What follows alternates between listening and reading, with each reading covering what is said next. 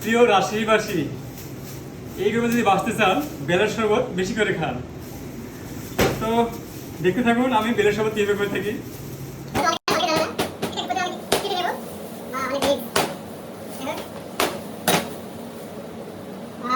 একদম গাছ পাকা প্রথমে আমি বার করে নেবো এই ভেতরে যে নরম মাছটা। এখন এই যে নরম যে ভেতরে যে আঁশগুলো এটা আমরা চামচে খামতে খামতে বের করে নেবো। আপনারা যারা জানেন ভিডিও, আপনারা যারা বের করতে তারা জানেন, এবং যারা কখন বের করেননি আমার ভিডিও দেখতে পারেন, আমি বের শোধ করতেছি। আপনারা ভিডিও দেখে খুব মজাদার বের শোধ করতে পারবেন। অনেক সুন্দর ফ্লেভার আসতেছে, দেখছেন কি? এই ঘ্রাণ আপনার কি পাচ্ছেন? এই ঘ্রাণটা দেখতেছি। যাই হোক, দেখতে পাচ্ছেন কত সুন্দর কি নিয়ে এনেছি। বাস ঠিক আছে, রাখলাম এদিকে। এখন একটা বিষয় আছে, এটা হচ্ছে কি, এটা একটু পানি দিয়ে এখানে আমার আঁশগুলো সব বাড়ি নিতে হবে, যাতে যারা হাতে অনেক লেগে গেছে সেগুলো আবার গ্লাস লেগে যাচ্ছে, যাতে কোনো সমস্যা নেই। কাজ করছি সেটা কি, এই যে বড় আঁশ গাছ না, এগুলো বাড়ি নেবো, এগুলো আবার জুস করতে গিয়ে আমার মুখে লেগে যাবে, বাঁচবে, ভালো লাগবে না। এই যে দেখেন আঁশ গ্লাস না, এগুলো আপনারা অবশ্যই এভাবে একটু পানি দিয়ে এই দেখেন বাইরে গেছে, এইভাবে আপনারা এগুলো বার করে নেবেন। আমার তো এটা এইভাবে খেতে মন চাচ্ছে, শরবত বানাবো। দেখেন সব আঁশ বাইরে যাচ্ছে প্রায়, আমার হাতে কোনো গ্লাস আটকে গেছে। এই দেখেন আমার আঁশগুলা, অনেক আঁশ বার করলাম। এটা তো আর ব্লেন্ডার করতে হবে না, যেভাবে আমি মেশ করছি পাকা বেল, এখানে শুধু পানি দিয়ে চামচ দিয়ে একটু নাড়া দিলে তো শরবত হয়ে যাবে।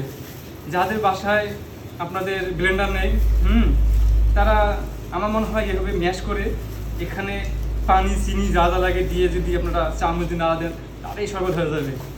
যেরকম পাকা বেল, তবে অবশ্যই বেলটা পাকা লাগবে।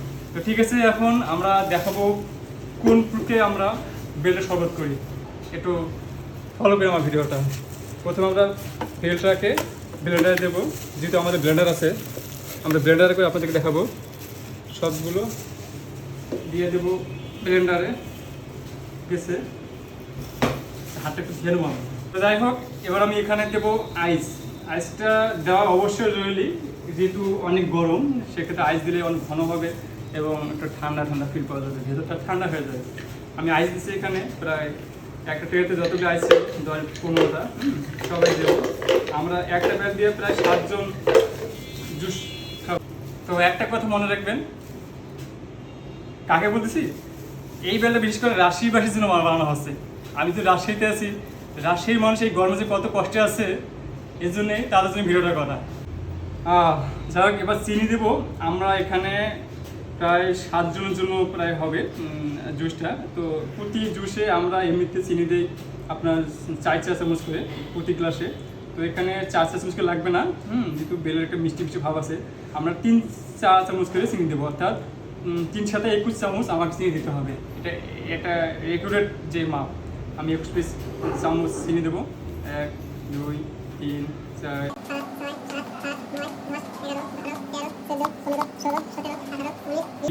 21। মামু ভুল করে দেওয়া কি আবার 21 চামচ নিয়েছি আমি, কোনো ভুল করিনি। যাই হোক, এটার স্বাদ বানানোর জন্য এখন একটু দেবো গুঁড়ো দুধ।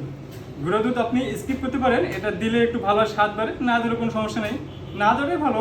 আমি দিলাম একটু, আমার ইচ্ছা হলো 1% দিলাম। এরপর এখানে আমি দেবো একটা লেবু, হাতে গ্লোভস নেই, কিছু মনে করেন না। এটা দেবো লেবু। লেবুটা আমরা দিতে পারেন, না দিতেও পারে, না দিলে কোনো সমস্যা নেই, তবে লেবু দিলে এটা একটা টেস্টটা বাড়ে। লেবু জুসটা আমি এভাবে দিয়ে দিলাম।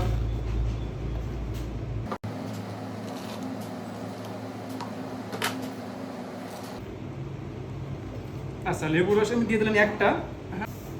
আচ্ছা, অনেকেই অনেক জলা মিষ্টি পছন্দ করে না, ঠিক সেই ক্ষেত্রে মিষ্টি যে ব্যালেন্সটা ঠিক রাখতে এবং আরও একটু স্বাদ বানানোর জন্য আপনারা এখানে 1/2 চা চামচ লবণ দেবেন। ওকে, এখন পর্যন্ত মোটামুটি আমরা সবগুলো দিয়ে ফেলছি। আচ্ছা, সাথে একটু বিট লবণ দেবো, আরও স্বাদ বাড়বে। ঠিক আছে, আমি এখন একটু বিট লবণ দেবো। আপনারা শুধু বিট লবণ দিতে পারেন, বিট লবণ না দিয়ে শুধু সাদা লবণ দেবেন, কোনো সমস্যা নেই। এটা দিলাম হাফ চামচের একটু কম। ওকে, এখন দেবো পানি। পানি দেবো ঠিক এখন ভর্তি করে।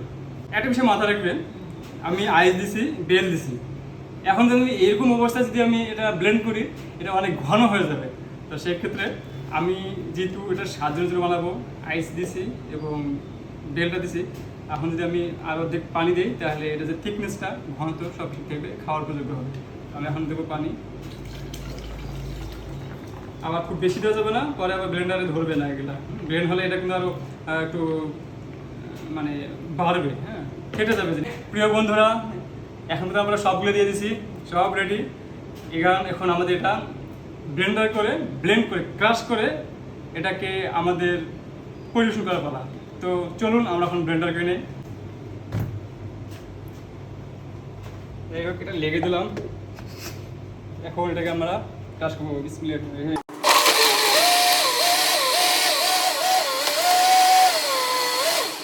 আচ্ছা, এটা সতর্ক চালার পরে প্রতি মিনিট পর 8 সেকেন্ড ব্লেন্ডারকে রেস্ট দেবেন।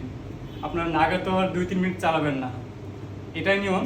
প্রতিটি ব্লেন্ডার 1 মিনিট চালানোর পর অন্তত 8 সেকেন্ড আপনাকে রেস্ট দিতে হবে, আবার সেটাকে চালাতে হবে।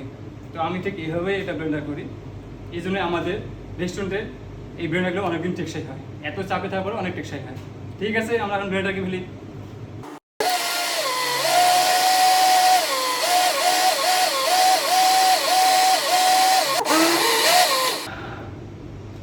হ্যাঁ, প্রিয় রাশিবাসী ভাইয়েরা ও বোনেরা, দেখছেন কি জন্য আপনাদের জন্য ভিডিওটা করলাম। দেখেন, একটু কাজ করতে না করতে আমার গা ঘেমে কি অবস্থা বোঝা যাচ্ছে কি। যখন আমি নিজেকে ভাবলাম যে আমার এই অবস্থা, অবশ্যই আপনার এই অবস্থা আছেন এই গরমে, এই জন্যই কষ্ট করে এই রেসিপিটা আপনাদের জন্য করা হলো। অবশ্যই দয়া করে আমার এই পেজটাতে আপনারা ফলো দিয়ে পাশে থাকবেন। আপনাদের উপকারের জন্য অনেক ভিডিও করে, অনেক রেসিপি ভিডিও বানিয়ে আপনাদের দেওয়ার চেষ্টা করব। চলুন এবার এটাকে ফিনিশিং দেওয়া যাক।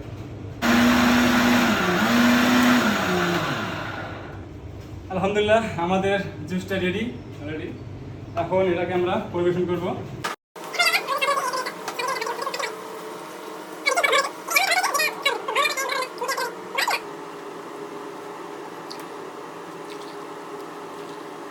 না, আমার হাতের মাপ একদম রেকর্ড আছে, দেখছেন? স্বাদটাই হয়ে গেছে।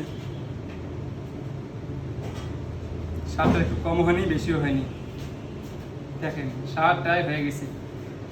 এখন আমরা একটু চেষ্টা আছে, এটাকে আমরা পেঁচিয়ে দিয়ে দেবো, যাতে আমরা এটা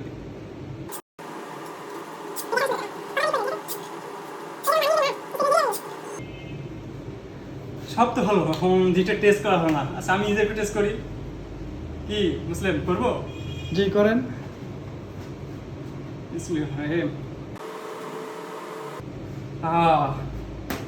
দিলে সব খাচ্ছি, আরাম পাচ্ছি। আপনারা খাবেন, আরাম পাবেন। তো ঠিক আছে, ভালো থাকবেন। ভিডিওটি কেমন লাগলো এবং কতটুকু শিখলেন আমাকে জানাবেন কমেন্ট করে, এবং আমার এই পেজটিতে লাইক কমেন্ট শেয়ার দিয়ে সহযোগ করবেন। ইনশাল্লাহ আরও ভিডিও করার চেষ্টা করবো আপনাদের সাপোর্ট পেলে। সবাই ভালো থাকবেন। আল্লাহ হাফেজ, আসসালামু আলাইকুম।